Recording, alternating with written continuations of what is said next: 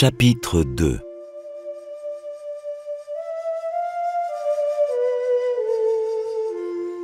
L'essentiel sur l'estime de soi.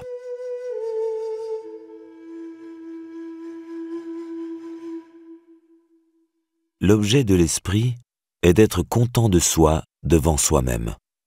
Cela ne dure guère. Paul Valéry.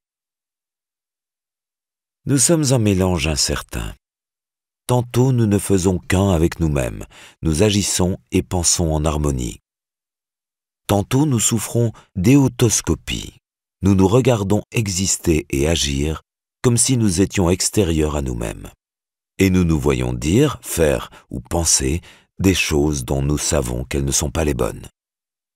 Tantôt nous nous aimons, tantôt nous nous détestons. Alors, docteur, c'est quoi? C'est l'estime de soi. Qu'est-ce que l'estime de soi?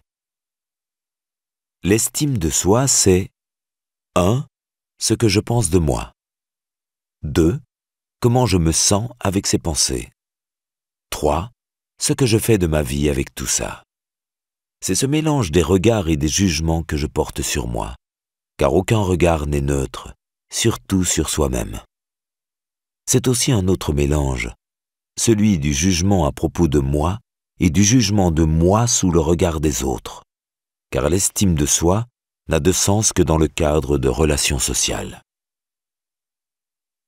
Manifestation de l'estime de soi au quotidien. Comment s'exprime l'estime de soi? Au travers de quelles manifestations percevons-nous, ou non, son existence et sa présence? Au travers de nos émotions. L'estime de soi pèse sur notre bien-être intérieur, nos tranquillités et nos inquiétudes. Au travers de nos comportements, spontanéité et blocage sont eux aussi sous son emprise, que ce soit dans nos relations sociales ou dans nos actions matérielles. Au travers de nos pensées, c'est encore et toujours l'estime de soi qui fait que notre regard tend à plutôt se tourner vers les manques et les menaces, ou qu'il se montre capable de voir aussi tout le reste. L'estime de soi est la résultante de tout cela. Regard sur soi, émotions que cela entraîne et comportements que cela induit. Ce rapport intime à nous-mêmes est en grande partie automatique, secret et incontrôlable. Il serait si simple de décider de s'aimer une fois pour toutes. Il est cependant accessible à nos efforts d'introspection et d'inflexion. L'estime de soi nous est naturelle. Certains, qui ne sont pas arrivés à s'aimer, tentent de s'oublier, de ne plus penser à eux. Peine perdue, car l'estime de soi nous est naturelle, comme la respiration, la faim ou le sommeil. Elle est inhérente à la nature humaine.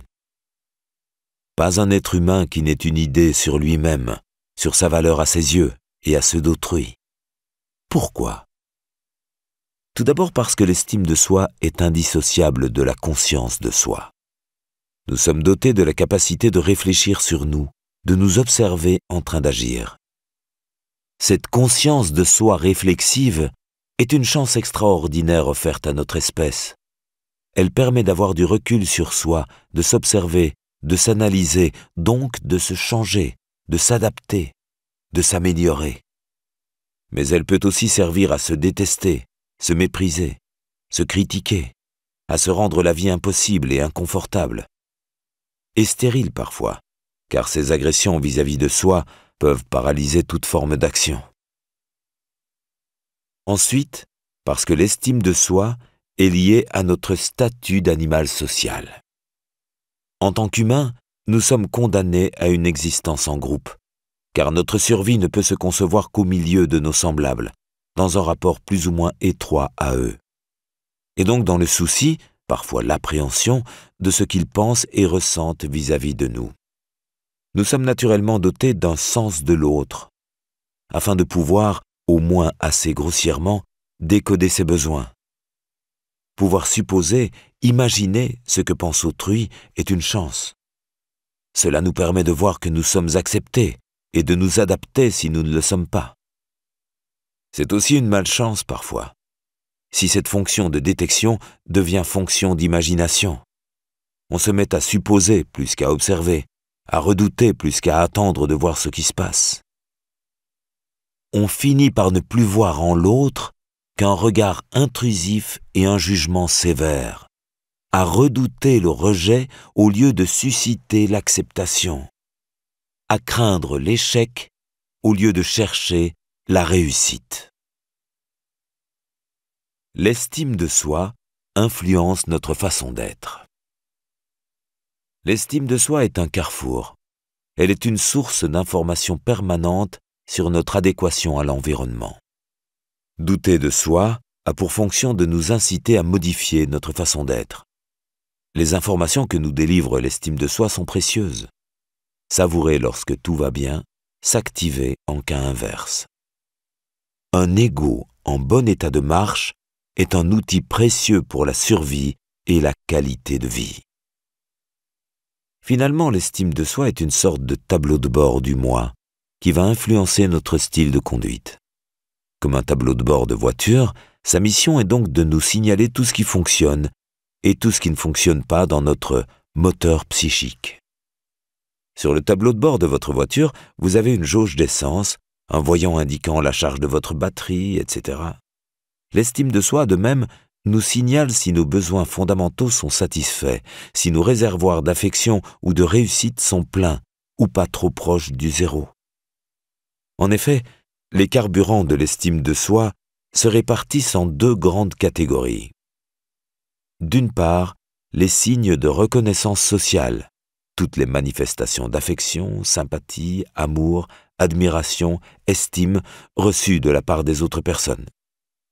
D'autre part, les signes de performance, toutes nos réussites, nos actions couronnées de succès.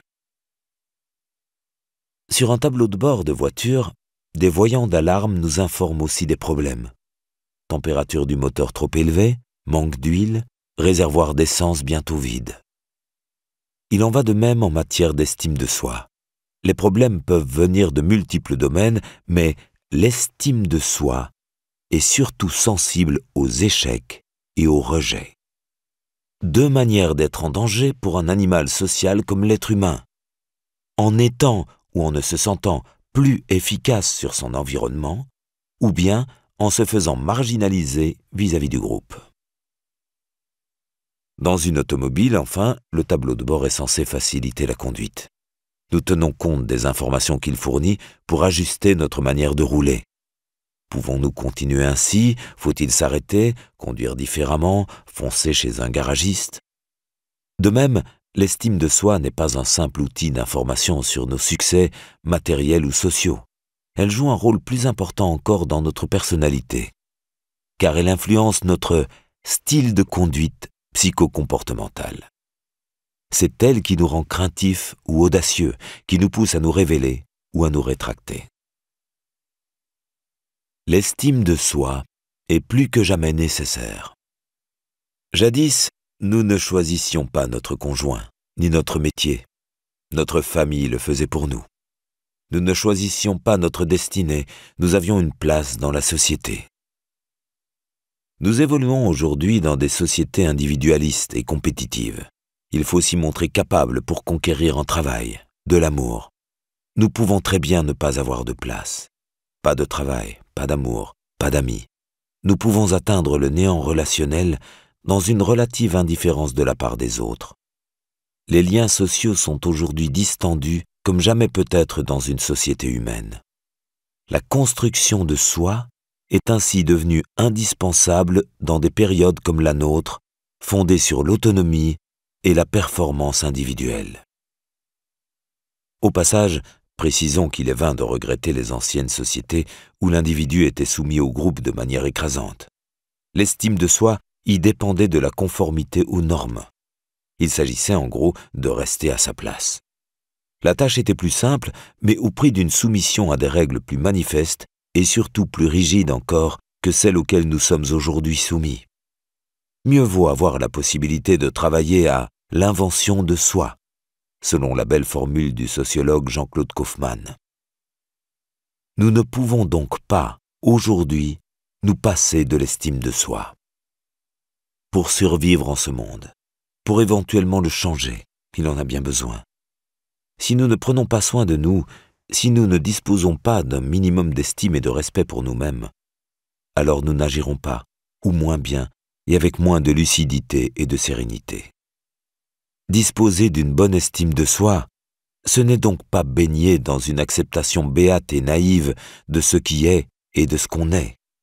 Au contraire, nous le verrons, elle est le moteur de bien des changements et de bien des progrès. Sans estime de soi, toute notre personnalité restera sous influence. Devenir et rester soi-même. L'estime de soi est l'outil de notre liberté et de notre autonomie psychologique. Elle est un avatar moderne du concept de dignité des philosophes. L'estime de soi, c'est ce qui nous fait nous accorder, en tant qu'être humain, une valeur au-dessus de tout prix, de toute utilisation. C'est ce qui nous permet de résister aux pressions et aux manipulations. Sans elle, nous ne serons que le produit limité et prévisible de deux grandes familles d'influence. Influence de notre passé, tout d'abord. Sans une bonne estime de soi, nous serons dirigés par une sorte de pilote automatique, résultant de ce que nous aurons appris dans notre enfance.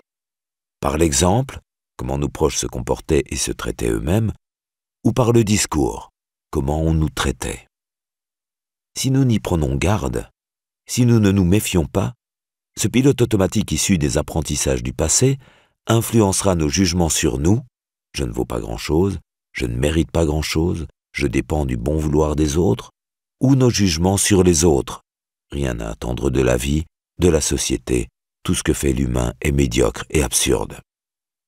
L'estime de soi, c'est ce qui va nous permettre de tirer le meilleur des influences de notre passé, et aussi de nous en affranchir pour devenir nous-mêmes. Influence de notre société ensuite. Sans estime de soi, je suis une victime du pilonnage social sur tout ce que je dois faire, acheter, être pour mériter ma place et la reconnaissance de mes semblables. Manière de m'habiller, de penser, de vivre. Publicité, conformisme, prêt-à-penser. Je serai le réceptacle idéal de ces injonctions puisque je ne m'accorderai aucune confiance. Une bonne estime de soi nous permet de ne pas être le jouet des influences sociales. Comment devenir moi-même en émergeant de toutes ces influences? Comment choisir ce que je veux être? Et surtout, comment m'y prendre? En travaillant tranquillement sur l'estime de soi.